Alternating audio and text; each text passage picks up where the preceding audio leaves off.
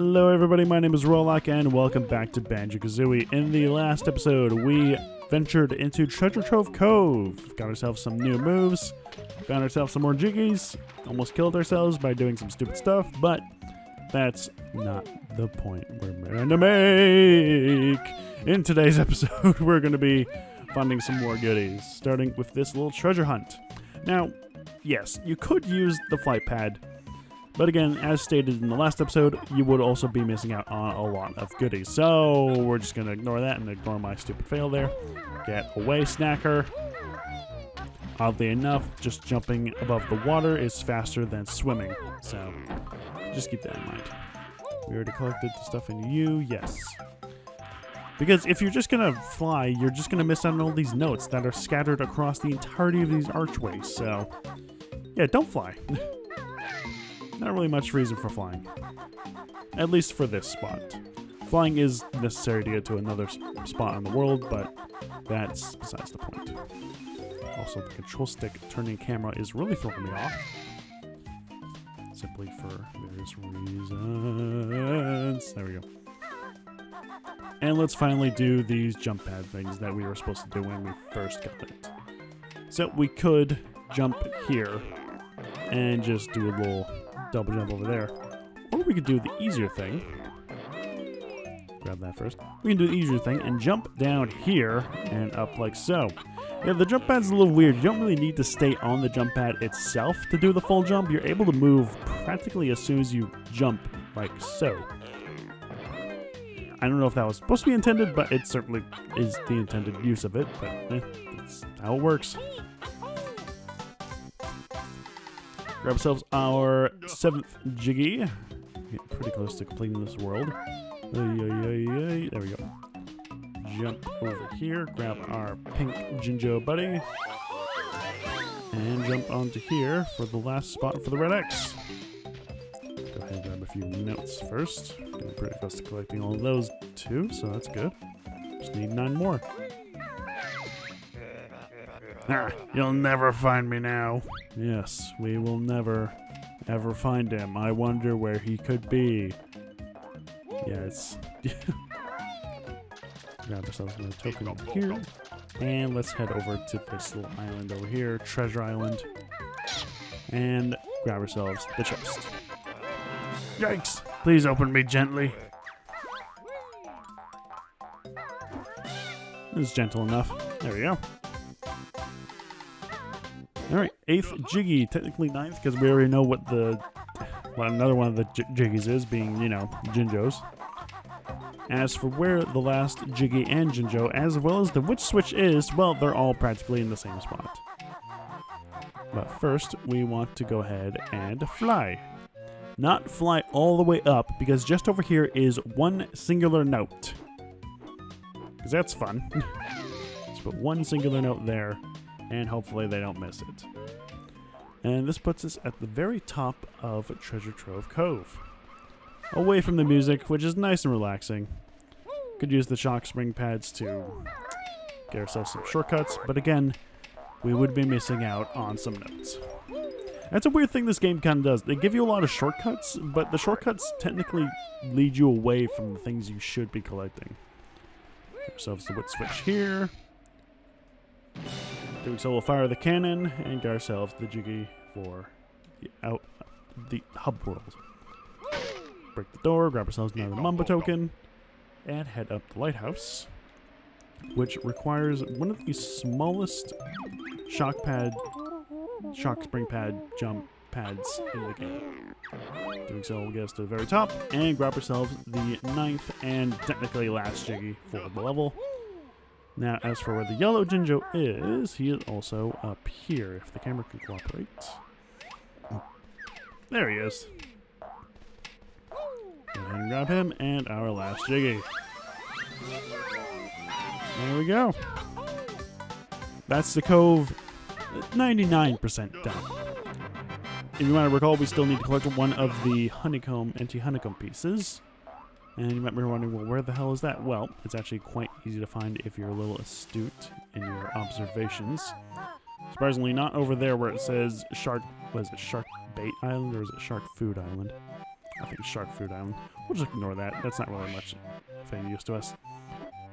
Now, what we want to do is start flying around. I say we're going to ignore it, but we might as well just head over and take a look. Shark Food Island doesn't have anything aside from a trophy. You know, 1-up.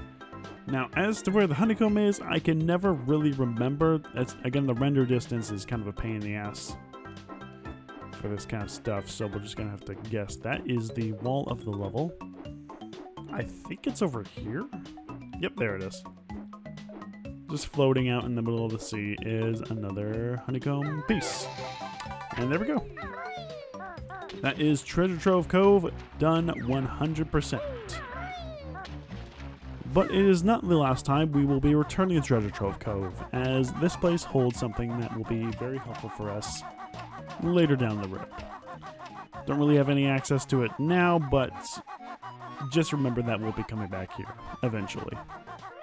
Up for like 3 more times. Actually, technically 4 more times. Well, 10 more. Yeah, we'll worry about later. Alright, let's go ahead and grab our Jiggy that we unlocked over here. Get rid of you. Just for the hell of it, just because I don't like you. And grab the Jiggy. There we go. Alrighty, making good progress on that. And we could head right into the next area with the note door. However, that is not actually the next place we want to go to. I know, crazy. Oddly enough, we're required to backtrack a little bit. I don't know why I'm saying oddly enough. I'm pretty sure it's common practice for most games. And using the shock jump, I can never get this. Using the jump pad, we'll go up here to the 3rd portrait. And Bowles is finally going to give us this information. If you want to place all their pieces into the picture, just press Z. Thank you. Could have just told us that from the beginning. Doing so, we'll open up our 3rd world, Clanker's Cavern. Which is arguably the more challenging of the levels. Especially for first-timers, because, oh boy, this is kind of a mess of a level if you're not prepared. I bet we're wondering where the entrance to this world is. Well, it's actually in the same hub as Treasure Trove Cove. Well, the entrance is at least indicated by the... Can't even really see it from here, good lord. Indicated by the spookiness. The entrance is just over here. Alright. And to actually get over there, we gotta do some finagling, such as here. Like so. Very simple, very easy. Not difficult whatsoever in the slightest. Alright, and speaking of difficult, great. Boy, I wish the grip grab was in this game. It's really insane that they managed to make a whole platforming game, yet the ability to grab onto ledges was not introduced until the sequel, which is very, very bizarre. So bizarre. It's such a weird thing for them to do, but that's what they did. Alright. Just the one new move to find this time, but it's hidden well. Yeah, from here on out, we're only getting one new move per world, which is kind of annoying, but can't really do much, so whatever. Alright, Clanker's Cavern. This place is kind of a mess of a level. Got these guys, which are pretty easy to kill. Let's go ahead and do the rat-tat-rap. And yeah, they die in one hit. Bit spooky the first time around, but it's shouldn't be too much of a hassle. Jumping over here. It's the only way to get back to the entrance of the world, by the way, so have fun going through all that. Clanker's Cavern, for first-timers, is possibly one of the more challenging levels in the game, I would say. Simply because of how you just go about this entire world is just oddly challenging. It's technically the first water world. It is the water world. What am I saying? Yeah, this is the water world of the game. But it's not the fact that it's just a water world that is kind of a deterrent for this world. It's this fella right here. I'm Clanker, which is garbage grinder. Clanker not like dirty water, want fresh air. So our big lad here, Clanker, is technically about 40% of this world, actually. But we can't really do much with him as it currently stands, as he's, you know, stuck underwater and is, unfortunately, kind of stuck. So, let's go underwater and help him out. And this is where the challenge comes in, because just below Clanker is this very, very deep pit.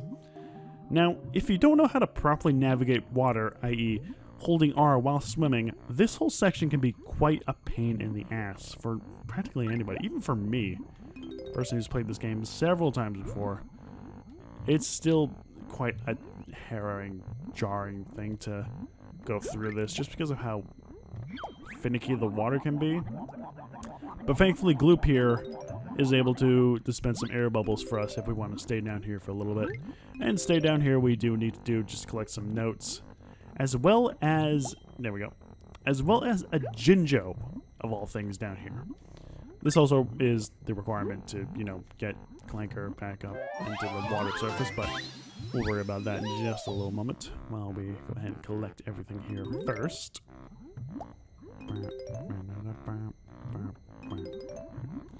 But yeah, if you're just starting out and you have, again, no idea how to play this game, you wouldn't be able to figure out just by easily turning around. Like, I don't think there's anything in the game that tells you that. I don't even know how I figured that out. I think it's trial and tribulations, really. There we go. And by going through the key a few times, this will properly unlock it and raise Clanker to the surface.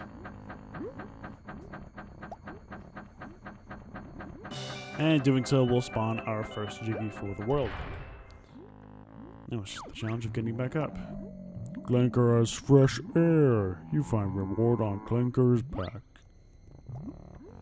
Getting back up is not as difficult as one would expect, but But that is not all we have to do for underwater. There's still quite a bit for us to do down here. We don't really need those. Don't really need those. What we're looking for are notes. And or mumbo tokens, but I don't believe there's any of that down here. The notes, however, are in this long pipe over here, I'm sure.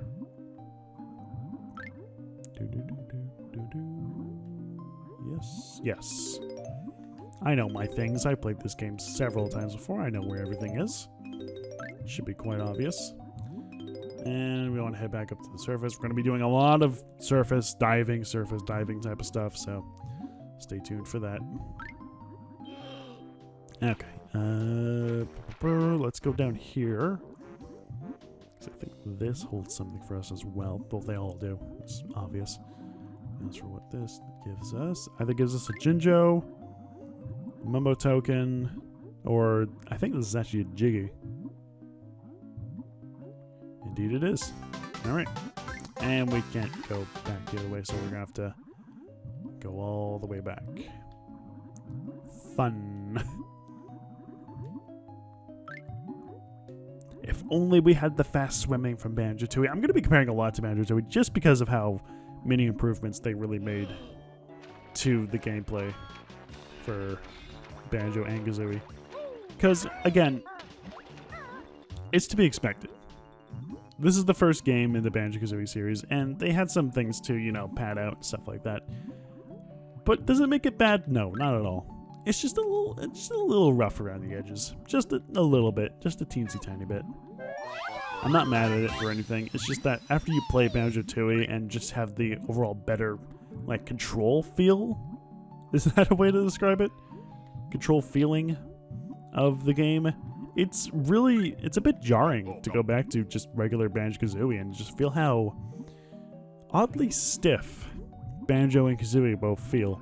Especially the rolling. The rolling is like the main thing that is very obvious because the rolling in this, you're stuck in one direction and can't move left or right. Whereas in Banjo-Tooie, it's not a bad tool for like traversal. Like it gives you good speed and you're able to move around while rolling. So yeah, it's interesting comparison, especially the standing attack being changed to a Kazooie attack too, which isn't much better. It probably has some more decent range, but it's still not much better. Anyway, these guys. Snippet mutants we are. Jigsaw is ours. Fight us, you must. So despite looking much more creepy than usual, they die in one hit to the ground pound as to any other snippets. So you just spawned out of nowhere. What was that? Ow, okay. Over here. There we go. Hiss, beaten snippet mutants we are. Yours is prize. Too many characters sound like snakes in this game. That's also a weird thing. I wouldn't say too many, just enough, but it's weird. There's Klungo, there's these guys. I think that's it, to be honest. Alright. Jumping up here. Grab some more eggs. There's that honeycomb piece that is embedded into the pipe. Also, I'm pretty sure the music was supposed to cut out and just have the Jiggy Get jingle there, but it was still playing with the Jiggy Get jingle, which is very strange. As soon as we dive underwater, the music also changes, so it's also very strange. Okay, so that's pretty much everything we can get done underwater. Actually, no, there's one more thing. One tiny little thing. I've also very, very, very cleverly hidden honeycomb piece. Again, no idea how you would figure this out because it probably wouldn't just come to mind immediately. Just underneath this pipe in here is a honeycomb piece. As for how you would ever be able to figure that out, I have no idea because I sure as hell didn't when I was a kid. So, yeah. Okay, let's actually hop on Clanker and see what he has for us. Well, obviously goodies. Some floating notes, which is a bit of a pain to grab, but not too much. As well as the Jiggy. Let's grab that. Bzz, Clanker's teeth hurt now. Eat too much garbage. Oh, Clanker. Yeah, sure, whatever, buddy. Simply go ahead and shoot some eggs at this grate to get it open. So that was not at the grate at all. I very clearly did not hit the grate at all in any of those shots, but the game still counted it because it thought I was stupid. So, yeah. Let's see. What are we at? 18? Yeah, I feel like now is a good time to stop. I feel like this is going to be the norm for the rest of the Let's Play. Get like halfway through one level, halfway through another. Finish up the next level. Get through halfway through another one. But it's not a bad track. So, next time on Banjo-Kazooie, we are going to be exploring more of the cavern of Clanker and seeing if Clanker has anything for us inside of him. See you guys next time.